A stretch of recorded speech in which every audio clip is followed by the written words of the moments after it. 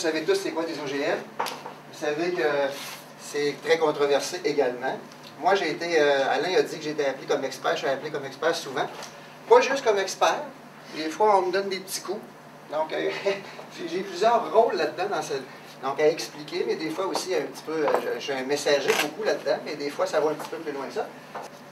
Évidemment, là, je ne parlerai pas des OGM comme tels, mais je les utilise comme exemple tout le long, parce que je trouve que pour les interactions que les chercheurs ont avec les médias, c'est vraiment un beau sujet parce qu'il y a de tout là-dedans.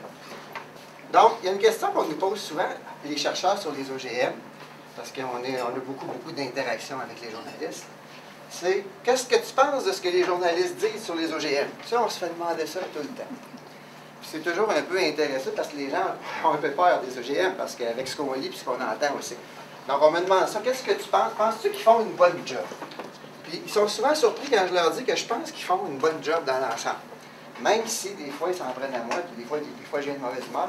Dans l'ensemble, je trouve qu'ils font une bonne job. Pourquoi? Parce qu'ils sont compétents à la base, évidemment, mais parce que c'est pas facile. C'est vraiment pas facile d'aborder un thème comme ça. Je pense que la plupart des thèmes scientifiques, ils ont une certaine complexité, mais c'est encore pire lorsqu'on parle de quelque chose de controversé, parce que là, il y a d'autres facteurs qui rentrent en ligne de compte. Il y a plein d'intérêts qui rentrent en ligne de compte. Puis les journalistes, les chercheurs aussi qui sont impliqués dans ce débat-là, ils sont aux prises avec tout ça.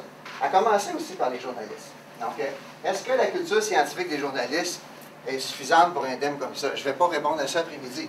Je vais juste vous donner mon opinion, de dire qu'il y en a qui sont très bien, puis il y en a qui sont moins bien. Comme dans tout, comme sur n'importe quel sujet. Maintenant, évidemment, vous parlez d'une distinction entre les médias spécialisés et les médias généralistes. Quand on parle d'un journaliste de découverte qui prend plusieurs semaines pour préparer un reportage, il n'y a pas la même chance au départ qu'un journaliste du journal Le Soleil ou La Presse qui a une journée pour faire son article. Donc, des fois, vous avez un petit peu plus qu'une journée, mais souvent, c'est très, très court. Donc, au départ, c'est difficile de comparer, c'est difficile de se prononcer aussi. Est-ce que les journalistes qui nous appellent ont des tâches attitrées en général à des domaines qui sont proches de ça? Par exemple, au Soleil, au Journal Le Soleil à Québec, il y a une journaliste, Annie Morin, qui est très bonne. Elle, c'est toujours des thèmes qui tournent autour de l'alimentation des aliments. Donc, évidemment, quand elle a un truc à faire sur les OGM, elle a déjà un background qui fait qu'elle peut aller vite, même si elle n'a pas beaucoup de temps. Alors que, parfois, il y a un journaliste qui l'appelle, qui doit faire un reportage pour les nouvelles le soir, puis que la veille, elle était sur un truc sur une autoroute, des constructions sur une autoroute, puis l'avant-veille était sur un autre thème complètement différent. Donc, c'est très difficile de juger à ce moment-là, il faut faire attention. Mais ce qu'on peut dire, c'est que la profondeur et la justesse de ce qui va ressortir, c'est beaucoup fonction, évidemment, de la compétence de la personne qui écrit. Mais si on prend pour acquis qu'on a des personnes compétentes, ça va être beaucoup fonction des ressources et du temps disponible. Puis ça, je vais vous l'illustrer avec un exemple. Parce que des fois, à cause justement du manque de temps, du manque de recul, puis de l'incapacité à cause du manque de temps aussi de peut-être de consulter les sources nécessaires, des fois, ça donne des choses un peu bizarres. Même si les journalistes au départ sont compétents. Voici l'exemple. Le 20 octobre 2003, le 19 octobre 2003, il y a une grosse étude britannique, la plus grosse qu'il y a eu sur l'impact environnemental des OGM, qui a été rendue publique sur l'heure du midi ici, heure de Montréal, vers 11h30. Moi, je suis allé dîner.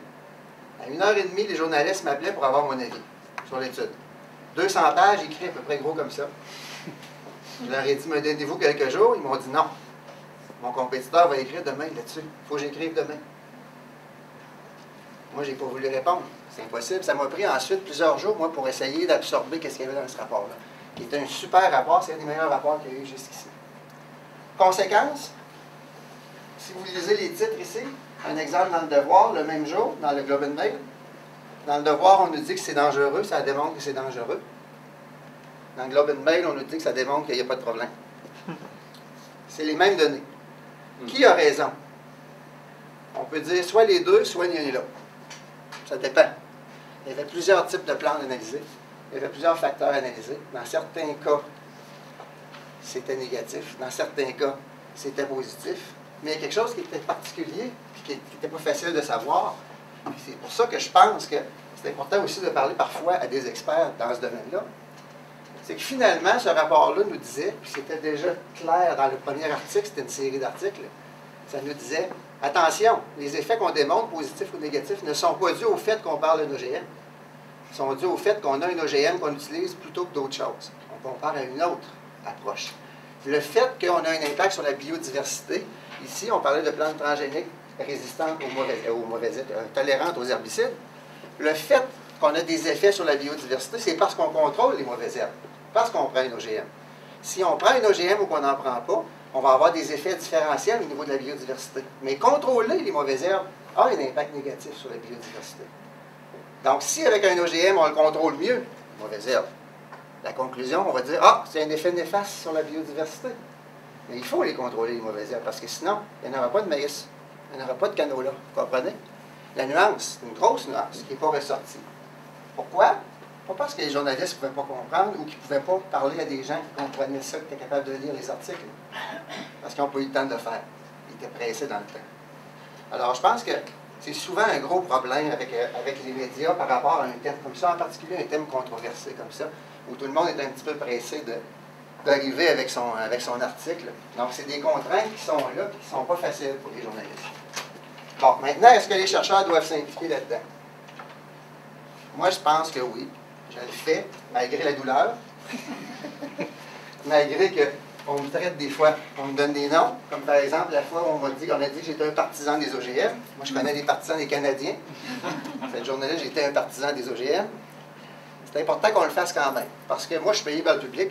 Et à l'inverse de ce que certains pourraient penser ou dire, parce qu'il y en a qui disent, je suis vraiment financé par le public aussi. Je considère que c'est très important de jouer mon rôle à ce niveau-là. Mais évidemment, je ne le joue pas directement, je le joue via les médias. J'ai besoin des journalistes. Mais je suis conscient du fait, je reconnais l'importance que c'est important de le faire. Donc, il y a beaucoup de mes collègues qui ne le font pas, ça.